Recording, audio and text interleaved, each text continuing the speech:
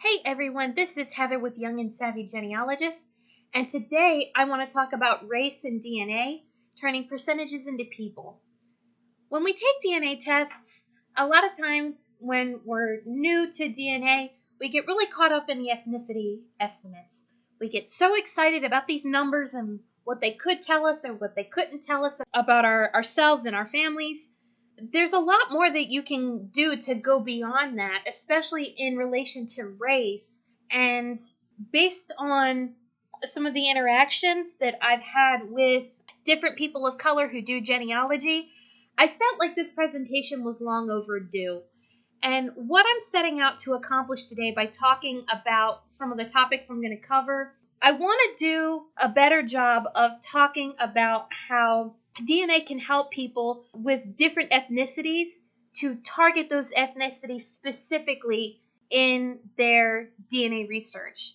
And I also want to talk about some of the social consequences and different things that white researchers can do to improve this process for everybody involved. A lot of the things I'm going to cover today apply equally to people of African descent, Jewish descent, people who are Native American, anyone who is a majority of one of these other ethnicities but wants to do more European research, anyone who's trying to nail down any type of history related to race and ethnicity. These are things I want to talk about today. In a lot of my examples and the experiences I'm going to share, it'll have an emphasis on those with African roots because that's what my personal experience is. And I'm coming at this from the perspective of a white woman who, as an adult, discovered that I have a significant amount of African heritage. And it's something that I wasn't allowed to know about because of different people who were passing in my family as white. Coming into this experience as an adult, doing African research when I was raised to believe I was completely white, a lot of what I've learned is informing what I want to share today. And just for the sake of transparency, I wanted to share that. But a lot of what I'm going to share applies to people in similar situations who are dealing with similar struggles related to different ethnicities. The first thing that you're going to want to do when you are starting out with this type of research is to begin with your own tree. When I say that, I'm talking about doing traditional research with documents and records and family interviews and doing that type of thing. You want to actually make a tree that you have to work from. When you're looking at a DNA test and you're looking at numbers and you're looking at cousin designations and, first cousin once removed, if you're going to have any chance of making any sense out of that whatsoever, you're going to need a tree. To start off with, you're going to start with yourself and then go to your parents, your siblings, your aunts and uncles, their families, and then you go back another generation, you've got your grandparents, and then you just continue to work your way backwards. And the temptation when you're starting a tree is to focus only on your direct line ancestors. When you focus only on your direct line ancestors, you are denying yourself the opportunity to know a lot more about your history and about your family than you would if you branched out a little bit more. Once you get the basics of your tree in place, one of the important steps that you can take is to focus on descendancy research. And what that is when you don't just focus on your individual ancestors, you look at family units as a whole. You look at aunts, cousins, nieces, nephews, and then you look at all of their descendants and who those people are as they branch out more from your tree. That's especially important when you take a DNA test because when you take a DNA test and you get the results back, you don't just get a list of ethnicities. You get a list of cousin matches. And when your tree actually has cousins and extended cousins in it, who these people are isn't going to be a mystery to you. I mean, to a certain extent, a lot of the more distant cousins probably will be, and that's part of why more research is going to be involved. But knowing who your cousins are is going to make using that cousin match list a lot easier. Once you get those basics down, you want to start with what you already know. Especially when you take a DNA test and you have surprises that come up, possible connections to ethnic heritage that you weren't expecting, the temptation is to try and dive down the rabbit hole after whatever it is and to only look for that at the expense of everything else, including lines that you're more familiar with. And you don't want to do that, because when you do that, you're not lifting from a place of strength. Just looking at a plain list of cousin matches that most of the time go by an alias or a username, how are you supposed to know who comes from which lines? There's no way you can know that just by looking at the list, and so it starts to feel really overwhelming. By focusing on the lines that you've already researched and documented and have put the time and effort into to understand who the people are, it'll be a lot easier for you to see and deal with people that come from different lines that you don't have documented. One of the ways that you can do that with different testing companies is using the notes feature. These are both screenshots from cousin match lists from both AncestryDNA and FamilyTreeDNA. Each of these testing services have note features where you can make a note to yourself of how these people are related to you. And in each case, you're able to view that information from the match list. So there are icons that show up or icons that change color that allow you to see this at a glance. When you see those icons or the icon changes color, you know you've processed those matches. So anyone who is left out after you've done your due diligence with lines that you're researching, those are the people that you can target that come from lines that you don't have documented. Some other tools from AncestryDNA that help with this process. For each cousin match, when you open up the match itself, on the right-hand side of the screen, you're going to see an ethnicity box. And that ethnic breakdown refers to the cousin. It's not the material that you have in common with the cousin. It is their full ethnic breakdown. So if you are trying to target certain regions, certain ethnicities, certain races, this will be a really good way to get confirmation about who some people are. So review that information, and one way that'll help you to keep track of it is to star different matches that come from different ethnic groups. So you see right here next to this user circle, it's got this yellow star. I starred this match, and you're able to do the same thing when you're trying to assemble a list of people who have a common ethnicity. Another way that you can work with that ethnicity data from AncestryDNA is a Chrome extension, a Google Chrome extension called AncestryDNA Helper. And what that does is download your AncestryDNA match list into an Excel spreadsheet. And one of the columns in that spreadsheet is ethnicity. It imports all of the information that's in that ethnicity box and puts it into an Excel spreadsheet attached to that cousin match. It also has a hyperlink which will take you back to the match on AncestryDNA. But how does that help you? When you have your cousin matches on an Excel spreadsheet, you can manipulate it in ways that you can't do on AncestryDNA. There's no way for me to click on an ethnicity or search by ethnicity on AncestryDNA. So by having that information in Excel, that's something I would be able to do. And it's something that my husband has actually done, trying to research his Jewish heritage.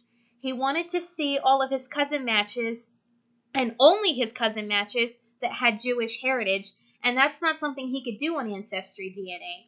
So he used this browser extension, and it made the list for him, and he was able to isolate all of those matches and remove everyone else from the list who didn't have that Jewish or European Jewish heritage. And because it has links on it, he's able to revisit all of those matches individually in ways that AncestryDNA doesn't allow him to do. Another thing that you will want to be aware of with AncestryDNA is when you've got those starred matches all put together, check for shared relationships between those people. And the way that I do this is just to open up all the different matches in different browser windows and then look at the shared matches for each of them. Do I see patterns? Are they related to each other?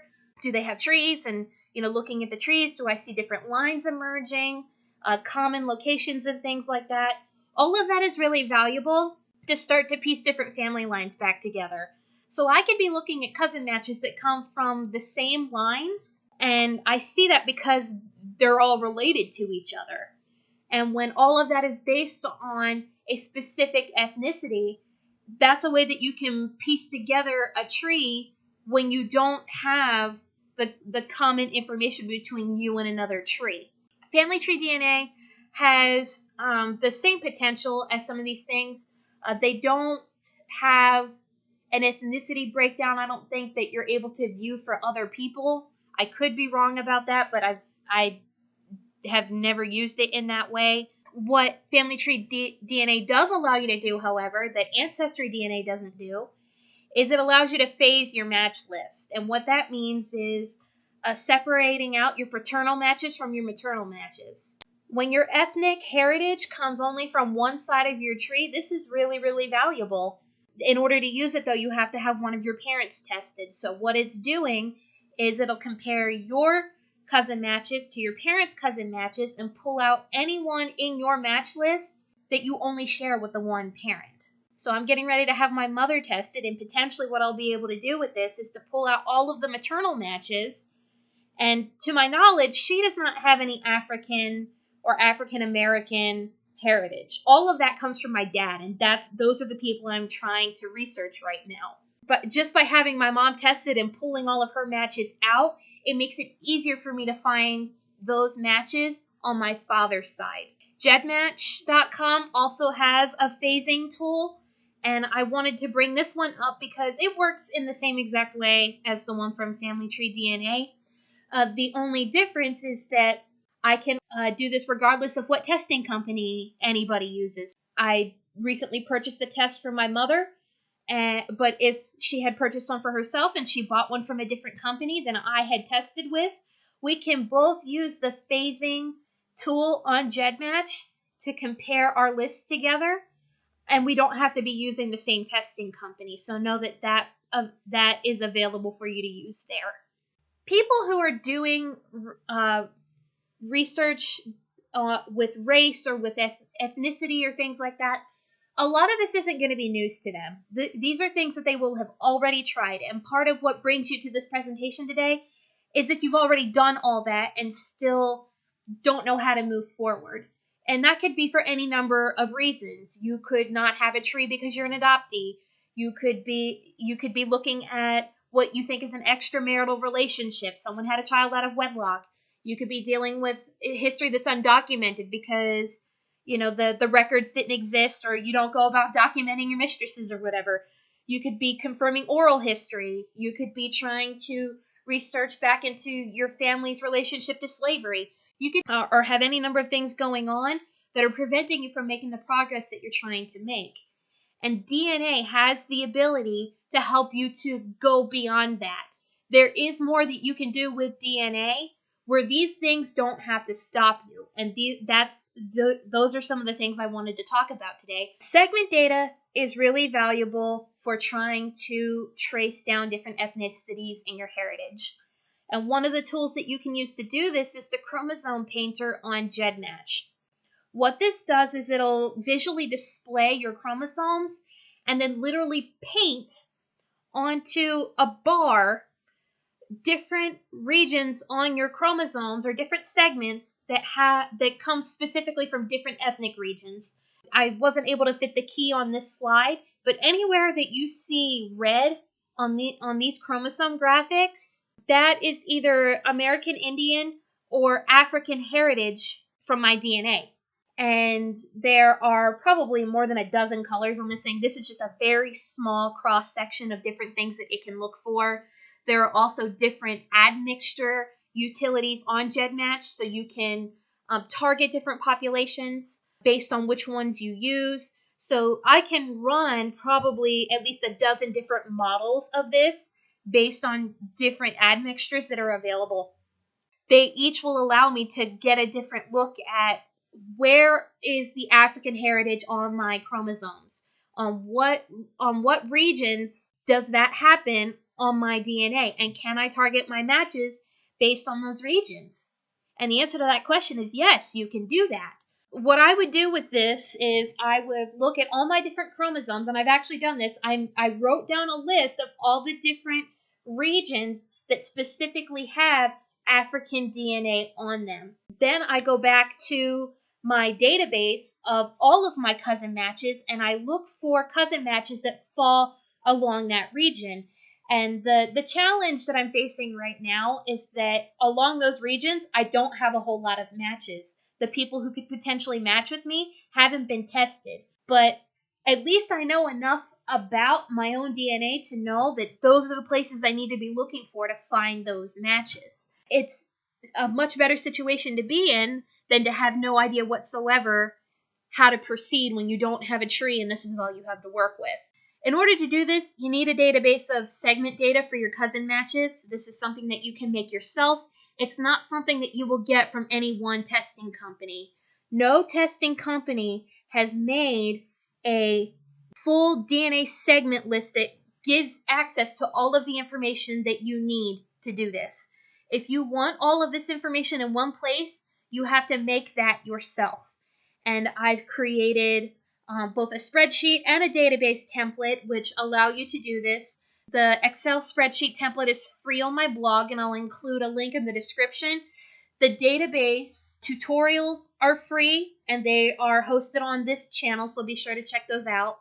The template for the Access database, however, is a paid feature, and it comes with a guide. So if you're interested in using that, be sure to check out the links in the description because I'll leave the download links down there if you're interested in purchasing that. To kind of walk you through what this process would look like, this is a cross-section from my DNA database based on where these matches start and end. So you see there's a starting point of the segment and the ending point of the segment. This is a segment.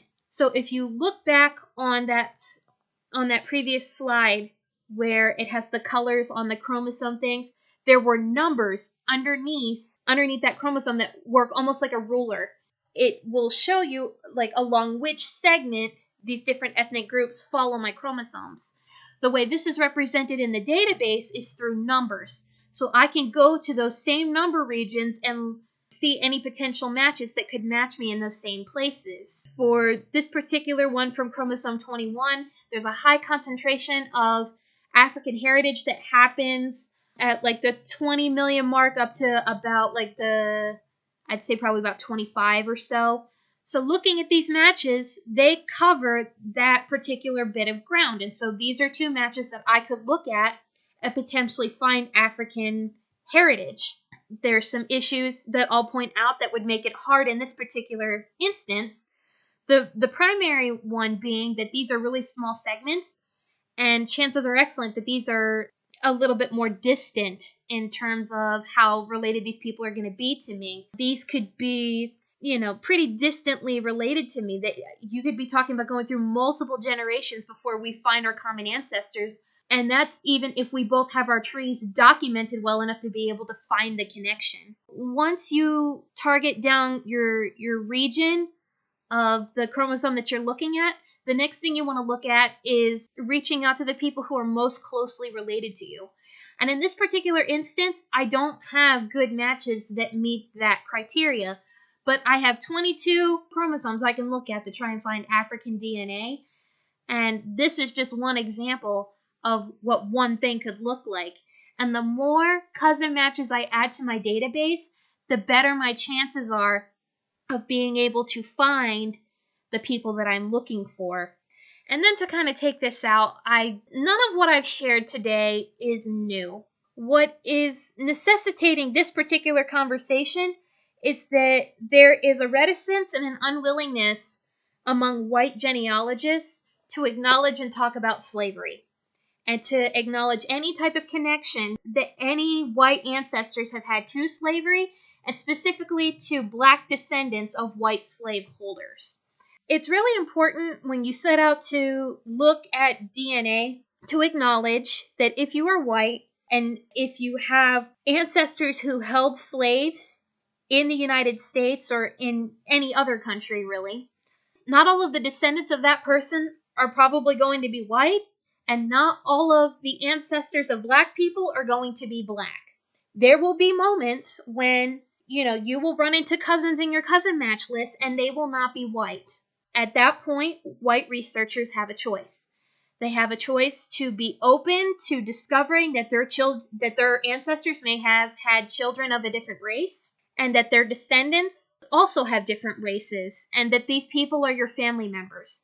We have the choice whether we can acknowledge that or whether we can try to ignore it and hide from it.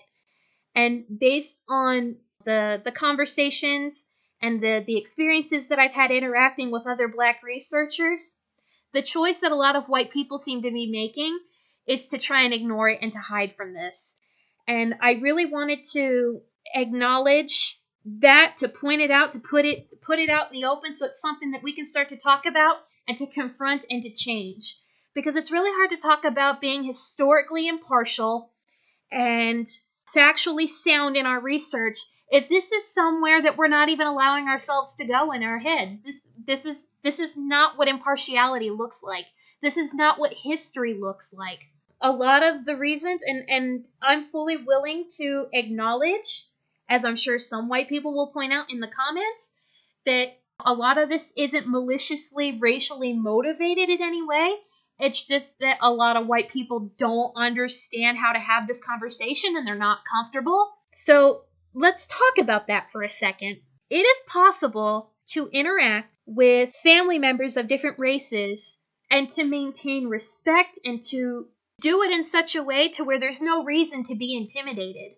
And African American researchers and Black researchers that live in different places, that's not what they're asking for. They're not asking for anyone to be intimidated by them.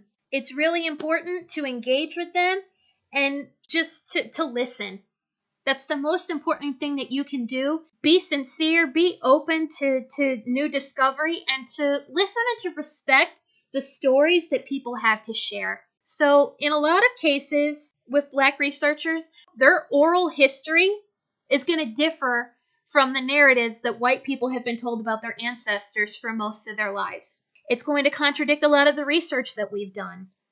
If nothing else, it's going to fill in a lot of blanks that we didn't even realize were there. And our responsibility is to treat that history as information to be explored, not anything that we're supposed to challenge or disprove so that our narrative doesn't have to change.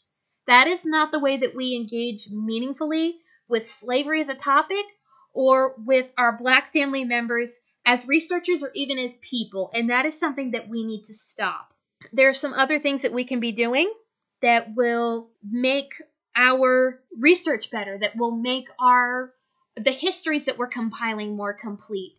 And I also wanted to talk about those things specifically, that we should know something, anything about the people that were enslaved by our family members. If you don't know the names of the people that were held in bondage by your family history is incomplete. And if we go to any efforts to hide that or to withhold that information because we don't like the way it makes us feel, we don't like the way it makes our ancestors look, that is something we need to confront within ourselves. That is something that we need to change. And taking the time and making the effort, to know their names, to know their ages, to trace the stale history of people, of enslaved people of color, it's the least we can do. We are in a much better position to piece together those relationships and to make that information available. We are approaching those probate records, those vital records. We're the ones that are approaching that from the easier end of this equation. And I didn't fully understand that until I started trying to find people of color in my own tree. And I wish that was an experience that more white people would have. I wish they could see how difficult it is to trace people of color through history, even when they're freed people of color, as many of mine were. Because they were actually Canadian, they didn't experience slavery in the same way as many African Americans did. At the same time that people in the United States were enslaved, my ancestors were free, and they were living in a post-slavery era in the British Empire. They by no means were immune to prejudice. They experienced lots of prejudice. They experienced hatred. They experienced all of the same thing that people of color experience today in the United States. It was just they didn't have that potential of being enslaved. That was the only thing that was different about their experience. By having to confront a lot of these narratives, it's made me a better researcher.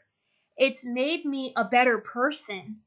It's made me more sympathetic and understanding to an entire world that people of color experience that I knew nothing about. If I had approached my heritage with shame, if I had approached it with reticence to confront it, if I had just tried to cover it up and hide it from the people who would come behind me or the other people that it affects, I would be much poorer for the experience. I would not be the person that I am today. And there is real value in changing this, and I really want to help white researchers to understand this. There is value in researching the descendants of the people that were held in bondage by your family. And more often than not, when you do that, even if you don't have any African heritage in your own blood, chances are excellent you're going to bump into at least one descendant from an illegitimate relationship with one of the slaveholders in your family. It's a statistical certainty. Where do we think African Americans came from? So it's something that we need to acknowledge. It's a history we need to be piecing together. It's something that we need to be holding each other accountable to do.